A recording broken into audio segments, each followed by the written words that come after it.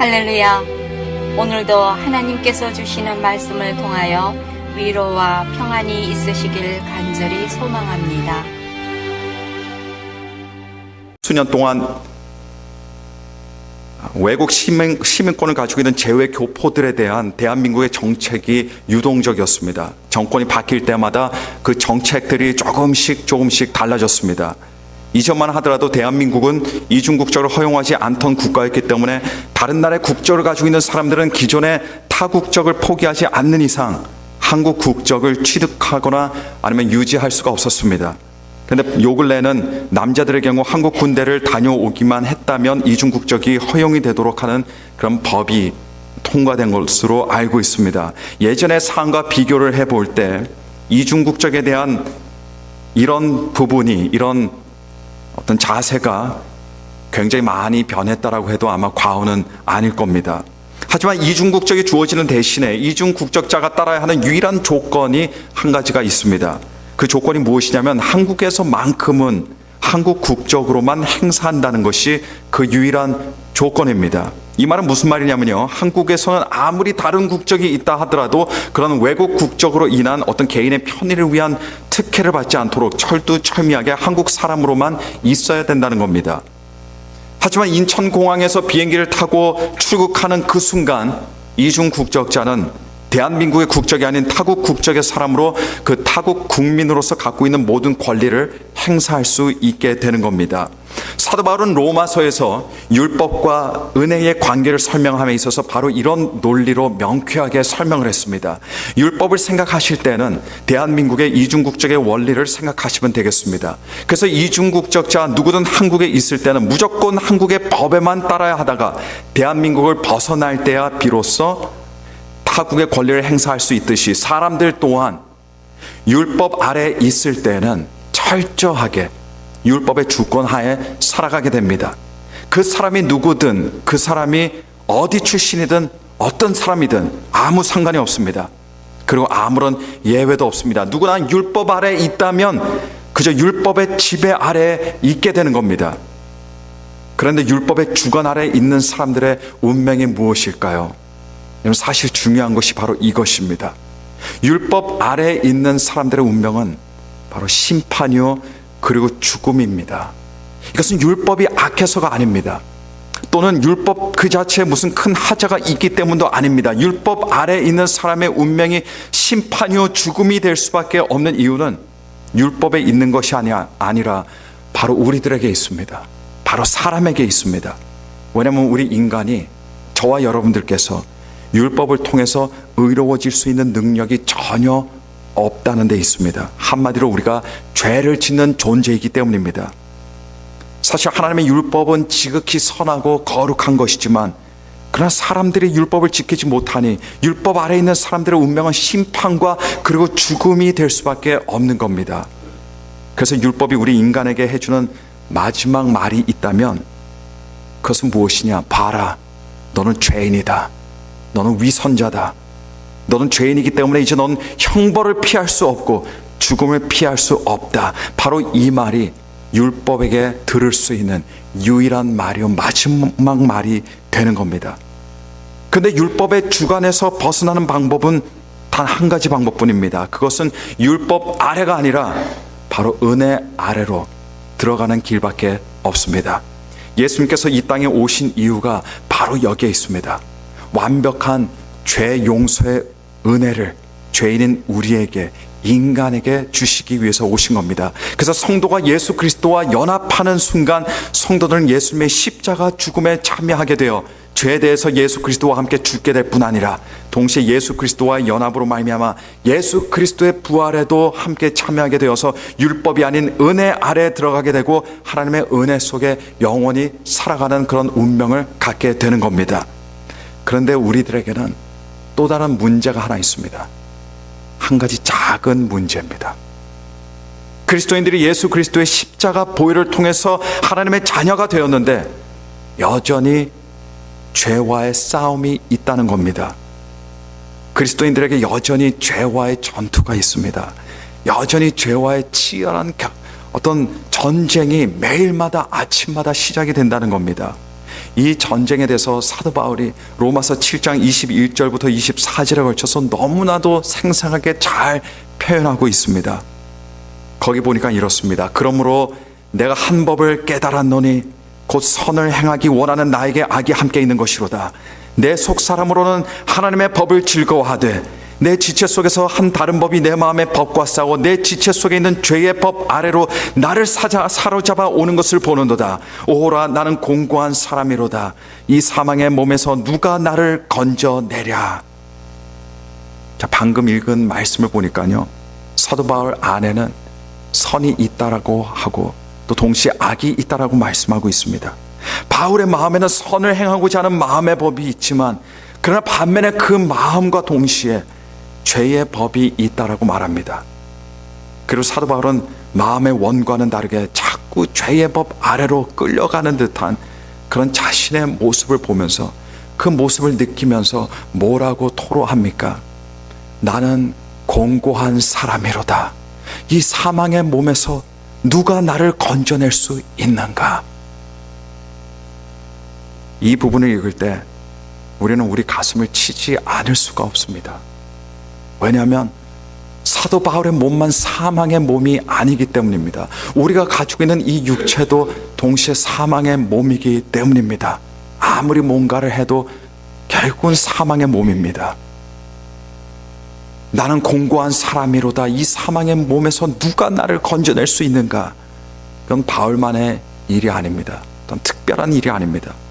오늘 우리가 겪고 있는 우리의 현실입니다. 그리스도인들은 모두가 숨기고 싶은 것이 있습니다. 숨기고 싶은 모습이 있습니다.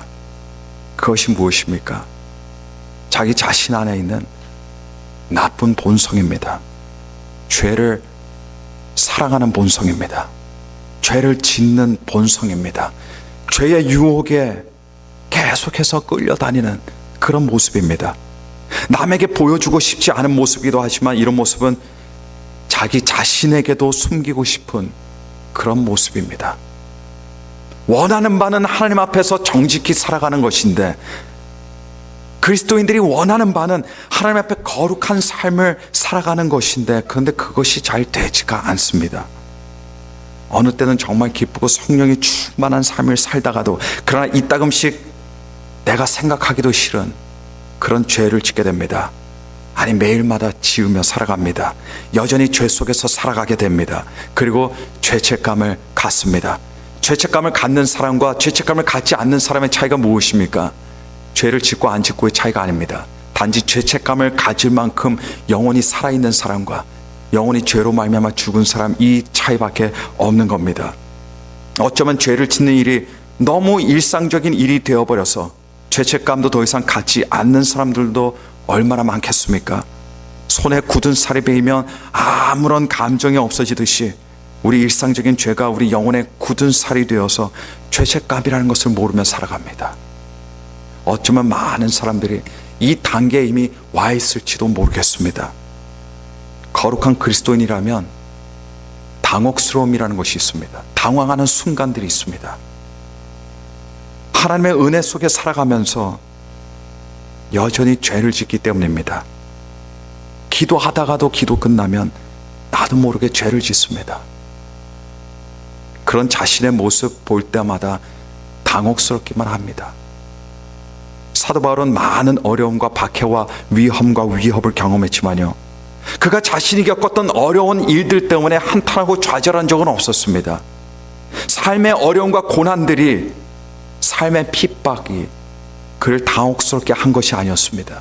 정작 사도 바울 자신을 당혹스럽게 만들었던 것이 무엇이었습니까? 바로 죄를 짓고 있는 자신의 모습이었습니다.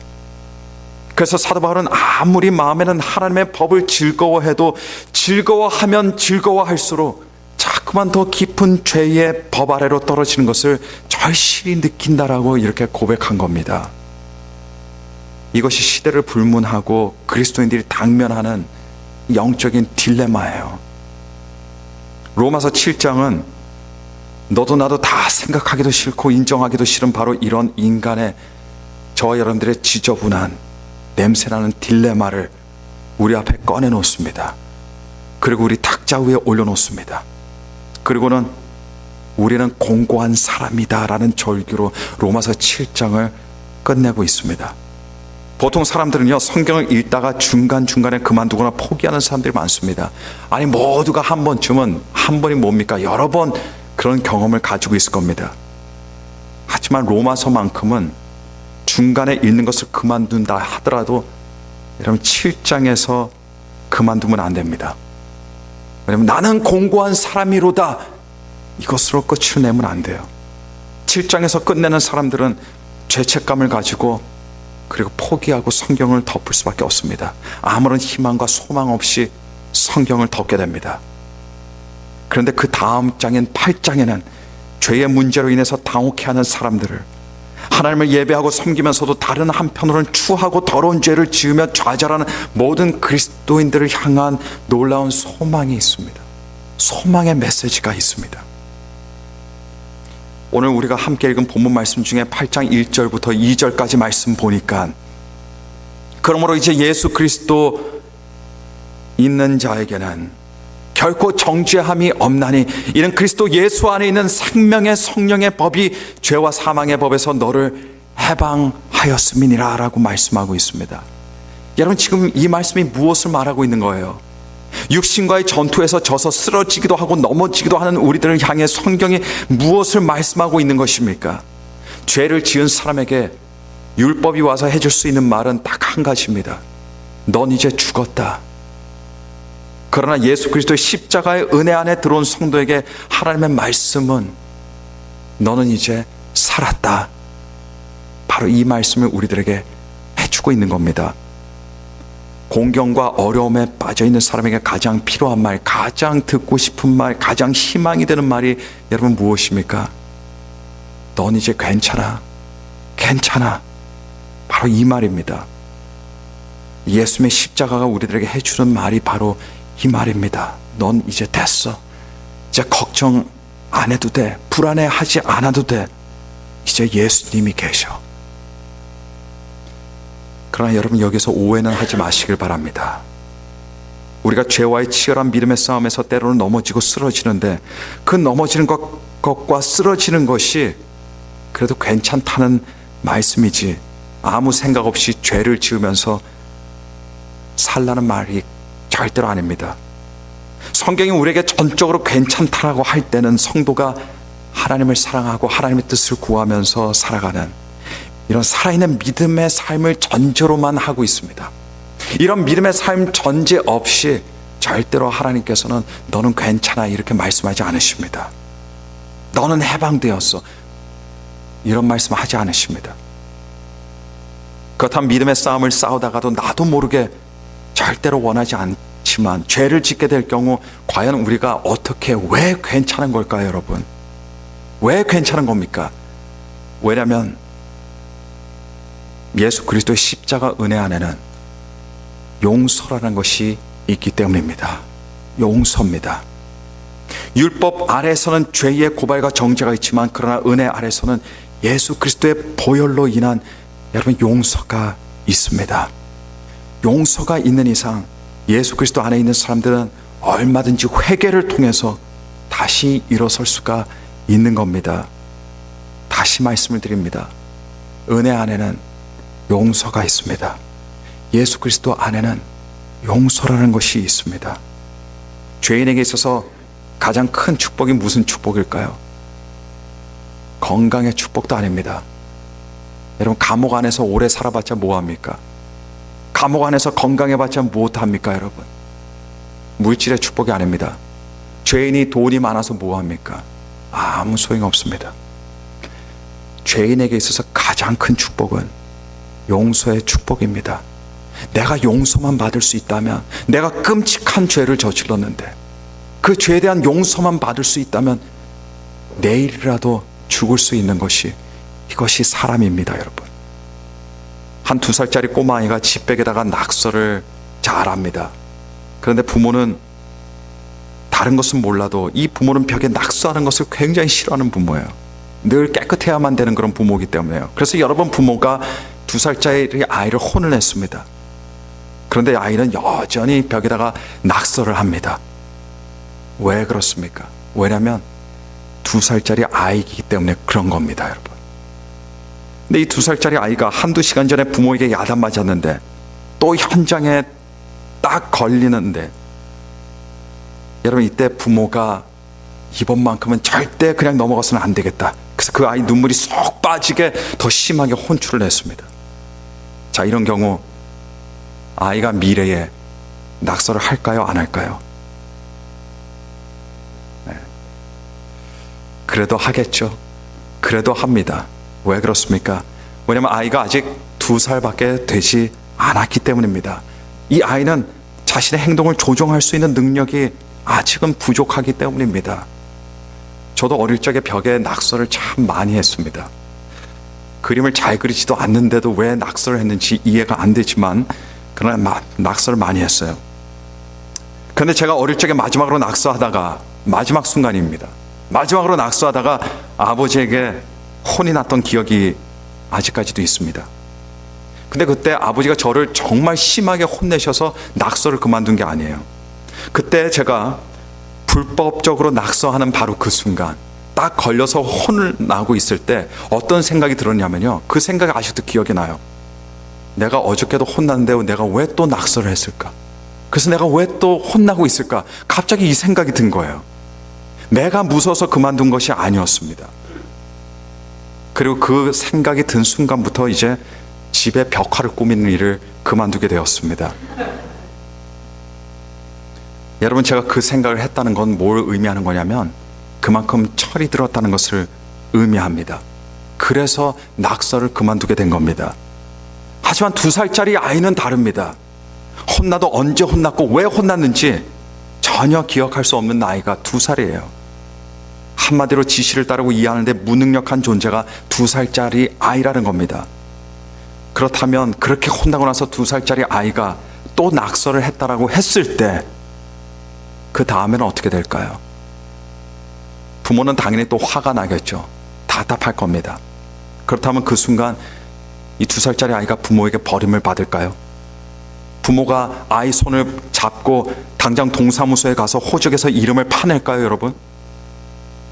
부모와 자식의 정을 끊어버리고 넌 이제 안 돼, 내가 기회를 줄 만큼 줬어, 그리고 해외로 입양을 보낼까요? 아닙니다. 절대로 그런 일이 일어나지 않습니다. 왜냐하면 자식이기 때문입니다. 왜냐하면 부모이기 때문입니다. 그 아이와 부모의 관계는 부모와 자식의 사랑이 주관하고 있기 때문입니다. 그리고 그 사랑이 용서라는 것을 가능하게 해주는 겁니다. 그러므로 이제 그리스도 예수 안에 있는 자에게는 결코 정죄함이 없나니 이는 그리스도 예수 안에 있는 생명의 성령의 법이 죄와 사망의 법에서 너를 해방하였음이니라. 이 말씀이 이야기해 주는 것이 바로 이겁니다. 이 말씀은 걱정하지 말아라, 예수 안에 있으면 다시는 죄를 짓지 않게 될 것이다 라는 것을 의미하는 것이 아니에요. 이 말씀은 죄를 짓게 되어도 율법의 죽음의 정죄가 없다라고 말씀하시는 겁니다. 왜냐하면 예수 그리스도 안에는, 은혜 안에는 용서라는 것이 있기 때문입니다. 성도가 죄를 짓게 되면 하나님께서는 그 죄를 분명히 다루시게 될 겁니다. 그러나 율법의 정죄를 받는 일은 없습니다. 죽음에 이르지도 않습니다. 율법의 저주와 율법의 심판을 받게 되는 것도 아닙니다. 왜냐하면 성도는 예수 그리스도와 함께 죽었다가 다시 살아난 하나님의 자녀가 되기 때문입니다. 사도 바울도 우리처럼 일상생활 속에서 이런저런 죄를 저지르며 살았습니다.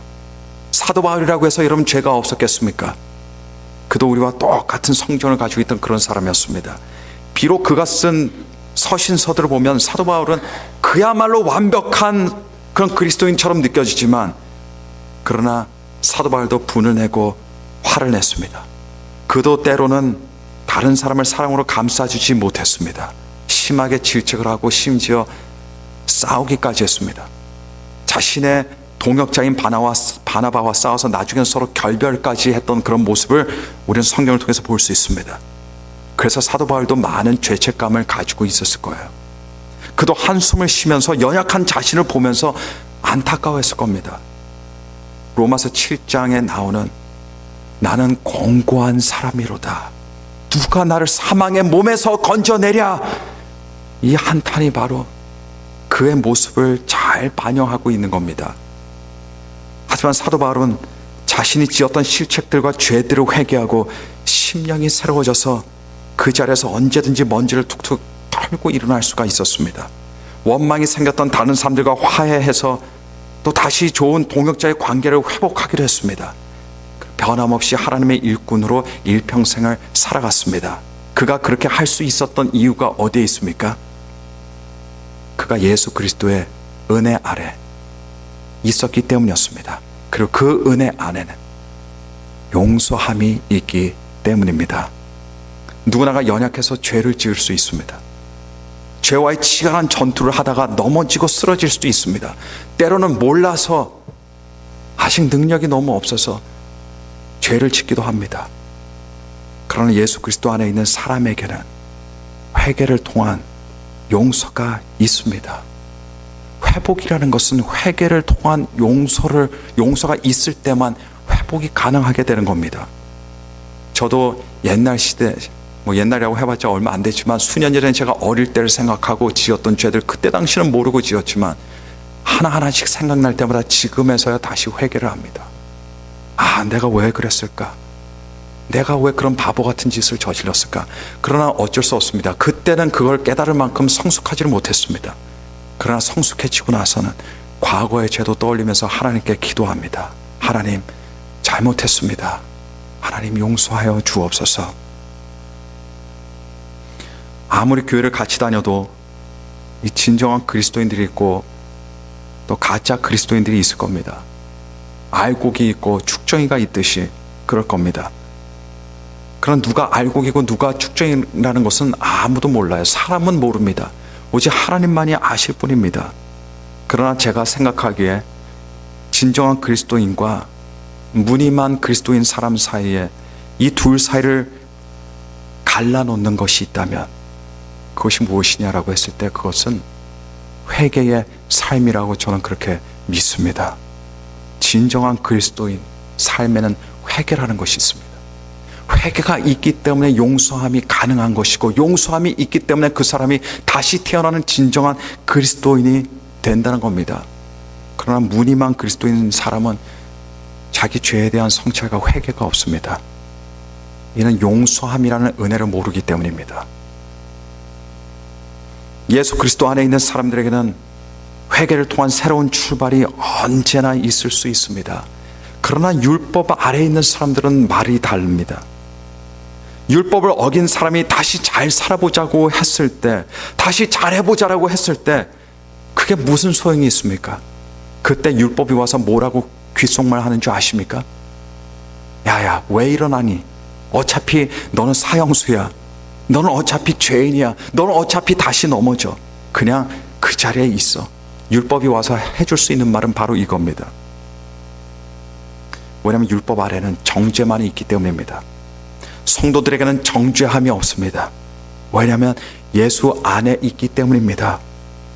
여러분, 예수 안에 있다는 것이 얼마나 중요한 건지 아십니까? 노아 시대에 노아의 방주 바깥에 있던 사람들은 전부 다 죽었습니다. 예외가 없었습니다. 노아의 방주 안에 있던 사람들은 그러나 전부 다 살았습니다. 여기에도 예외가 없습니다. 그들이 아무리 서로 가까이 있었다 하더라도 노아 안에 있던 사람과 노아 방주의 바깥에 있던 사람들이 아무리 가까운 데 있었다 하더라도 그러나 안에 있었느냐 바깥에 있었느냐에 따라서 그들의 운명이 달라질 수밖에 없었습니다. 인생은 누구 안에 있냐가 중요한 겁니다. 누구 안에 있느냐. 다윗은 시편 16편 2절에 주 밖에는 나의 복이 없나이다라고 이렇게 고백했습니다. 이 말은 하나님 바깥에서는 내게 어떤 기쁨도 어떤 복도 없다라고 말한 것과 마찬가지입니다. 우리의 복은 예수 그리스도 안에서만 있다는 것을 여러분 기억하시기를 바랍니다. 우리 아이들이 무엇을 잘못했다고 해서 집에서 쫓겨날까 봐 두려워하지 않습니다. 근심 걱정 속에 노심초사하며 살아가지 않습니다. 왜냐하면 저나 제 아내가 아무리 애들이 큰 잘못을 저질러도 집에서 쫓아내는 일은 없을 것이라는 것을 알고 있기 때문에요. 저희 집 아이들이 무엇을 잘못하면 마음이 아프고 또 부모로서 그 잘못을 다루어야 하는 것은 사실이지만 그렇다고 그 잘못이 부모와 자식 간의 관계까지 넘어설 수는 없습니다. 왜냐하면 저희 집 아이들은 가족이라는 선 안에 있기 때문입니다. 그래서 오히려 사랑으로 지도 편달을 받고 사랑으로 아이들이 회복이 되는 겁니다. 그리스도인들에게는 율법의 정죄함이 없습니다. 왜냐하면 예수 그리스도 그 안에 있기 때문입니다. 우리에게 주일마다 또는 주중에라도 늘 교회 와서 성들이 함께 예배를 드리는 것이 얼마나 큰 축복인지 몰라요. 왜냐하면 언제든지 주님 앞에 나와 회개를 하고 하나님의 말씀을 통해서 용서의 은혜를 체험하고 다시 새로운 시작을 날마다 할 수 있기 때문입니다. 주중에 주초에 새로운 삶을 시작해도 얼마나 많은 사람들이 넘어집니까? 그래서 주중에라도 나와서 함께 예배를 드리고 용서의 은혜를 구하면서 새로운 시작을 하게 됩니다. 우리 안에 영과 육의 갈등과 싸움은 항상 있습니다. 다른 사람들은 그것을 볼 수 없지만 나는 압니다. 여러분들은 압니다. 그 영과 육의 싸움이 있지만 그러나 예수 그리스도의 용서가 있는 이상 우리는 넘어져도 언제든지 다시 일어설 수 있다는 사실을 여러분 기억하시고 날마다 새로워지는 여러분들이 되시기를 간절히 축원합니다. 우리 들은 말씀 생각하면서 함께 기도하시겠습니다. 기도하실 때 하나님 아버지 우리가 항상 연약하여서 부족하여서 날마다 죄를 지으며 살아갑니다. 하나님의 사랑을 얼마만큼 크게 깨닫든 적게 깨닫든 간에 그러나 우리는 죄를 지으며 살아가고 우리 인생의 불찰로 인해서 날마다 넘어집니다. 그러나 아버지 하나님, 오늘 이 시간 우리 가운데 예수 그리스도 안에 정죄함이 없다는 사실을 다시 한번 기억하게 하시고 매일마다 예수 그리스도의 십자가 보혈을 통해서 우리들에게 허락되어지는 용서의 은혜를 구하게 도와주셔서 우리 마음에 자유함이 있게 하여 주옵소서. 우리 함께 통성으로 합심으로 눈물로 함께 기도하도록 하겠습니다. 다 함께 기도하시겠습니다. 거룩한